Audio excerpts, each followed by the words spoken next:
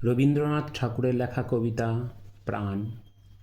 মরিতে চাহি না আমি সুন্দর ভুবনে, মানবের মাঝে আমি বাঁচিবারে চাই। এই সূর্য করে এই পুষ্পিত কাননে, জীবন্ত হৃদয় মাঝে যদি স্থান পাই। ধরায় প্রাণের খেলা চিরতরঙ্গিত, বিরহ মিলন কত হাসি অশ্রুময়।